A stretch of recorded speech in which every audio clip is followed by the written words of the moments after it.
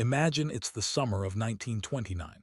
You're standing on the sidewalk outside a bank in a quiet American town. The streets are busy, shops are open, cars pass slowly along the road. Newspapers speak confidently about prosperity. The economy is strong, factories are running at full capacity, people believe the future is secure. You've spent 30 years building a retirement. You have money in the bank. You've invested in a few stocks. Your employer promises a pension. You own a small property.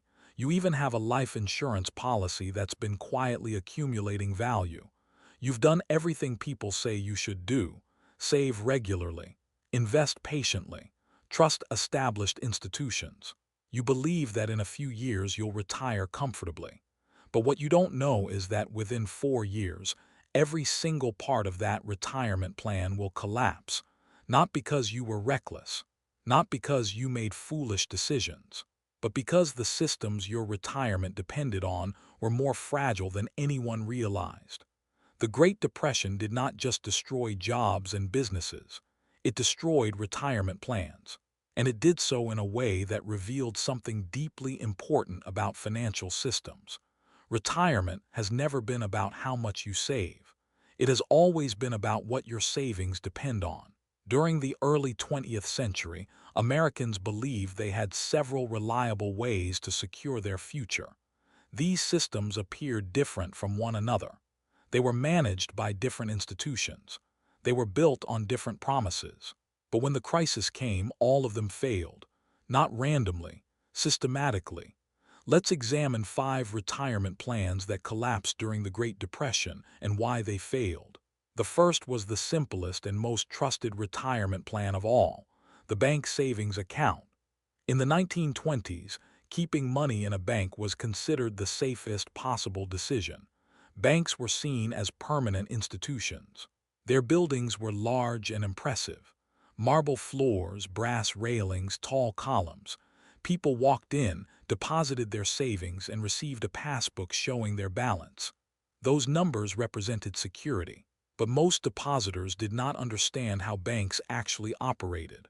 When you deposited money into a bank, the bank did not place that money in a vault and wait for you to withdraw it. Instead, it lent the money out. Banks used a system called fractional reserve banking.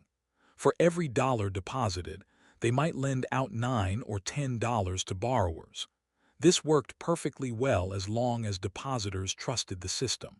But during the early 1930s, that trust began to disappear. People heard rumors of failing banks, so they rushed to withdraw their money. But when large numbers of depositors asked for their savings at the same time, banks did not have enough cash available. The result was catastrophic. Between 1930 and 1933, more than 9,000 American banks failed. 9,000. When a bank failed, depositors did not receive insurance. The Federal Deposit Insurance Corporation did not exist yet. If your bank collapsed, your savings disappeared with it. Millions of Americans lost the money they had spent decades saving for retirement. The safest retirement plan in the country turned out to depend entirely on the stability of the banking system. The second retirement plan that failed was the company pension. In the early 20th century, workers at large industrial companies often believed their pension was the most secure form of retirement. The promise was simple: work for the company for 30 or 40 years, and when you retire, the company will send you a monthly check for the rest of your life. It sounded permanent, but in reality, company pensions depended entirely on the financial health of the company itself. During the Great Depression, corporate profits collapsed. Many businesses struggled to survive. Some went bankrupt. Others restructured. When that happened, pension promises became difficult or impossible to keep. Companies reduced pension payments. Some eliminated them entirely. Workers who had devoted their entire careers to a single employer suddenly discovered that their retirement income had disappeared. A pension was never truly guaranteed. It was simply a promise made by an institution that could fail. The third retirement plan that collapsed was the stock portfolio. During the 1920s, the American stock market experienced an extraordinary boom. Millions of ordinary citizens began investing for the first time. Clerks, teachers, dentists, factory workers. The stock market seemed unstoppable. Between 1921 and 1929, stock prices rose dramatically. Many people believed they had discovered the perfect long-term retirement strategy. Buy shares in strong companies. Hold them for decades. Collect dividends. But the market crash of 1929 revealed the danger of relying too heavily on stock prices. Between 1929 and 1932, the Dow Jones Industrial Average fell nearly 90%. A portfolio worth $10,000 suddenly became worth barely $1,000, and recovery did not happen quickly. The stock market did not return to its 1929 peak until 1954.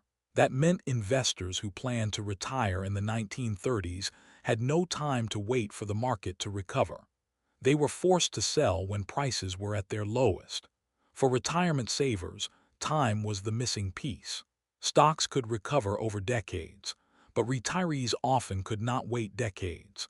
The fourth retirement plan that failed was real estate. Many Americans believed property was the safest investment of all. Unlike stocks, real estate was tangible. You could see it. You could touch it. You could collect rent from it.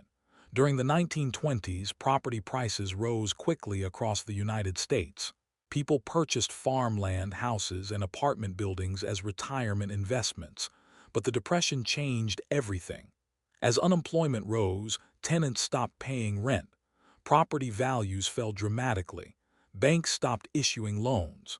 Owners who depended on rental income suddenly had none. Owners who wanted to sell discovered there were no buyers.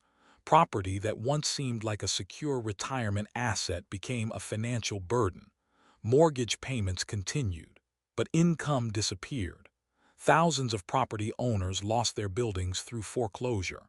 Real estate had not gone to zero, but it had become illiquid, and an asset that cannot generate income or be sold becomes extremely dangerous during retirement. The fifth retirement plan that collapsed was life insurance savings. In the early 20th century, whole life insurance policies were widely used as long-term savings accounts. People paid premiums every year. Over time, those policies built up a cash value that could be borrowed against or withdrawn later. For many families, life insurance represented the final safety net of retirement planning. But during the Depression, two problems emerged. First, insurance companies had invested heavily in bonds and mortgages. As those investments failed, insurance companies faced financial pressure. Second, millions of policyholders lost their jobs. Without income, they could not continue paying premiums. Many people surrendered their life insurance policies early just to survive. Between 1929 and 1933, policy surrenders increased dramatically. Savings that had taken decades to accumulate disappeared almost overnight. When we step back and examine these five retirement systems, something surprising becomes clear. They looked different, but they depended on the same underlying foundation: a functioning economy, a stable credit system, reliable institutions. When that foundation cracked, every retirement system built on top of it cracked as well. This reveals an important lesson about financial planning. Owning different types of assets does not automatically protect you. If all those assets depend on the same economic system, they are more connected than they appear. During the Great Depression, millions of retirement savers believed they were diversified. They had bank accounts. They had pensions. They had stocks. They had real estate. They had insurance policies. But all five systems depended on the same economic structure. And when that structure failed, all five failed together. History also shows that every crisis produces winners as well as losers. Some individuals entered the Depression with cash and little debt. When asset prices collapsed, they were able to buy land, businesses, and property at extremely low prices. Others benefited because their institutions survived when competitors failed. But ordinary retirement savers rarely benefited from these opportunities. Instead, they were forced to sell assets during the worst possible moments. They sold when prices were lowest. They liquidated investments to survive.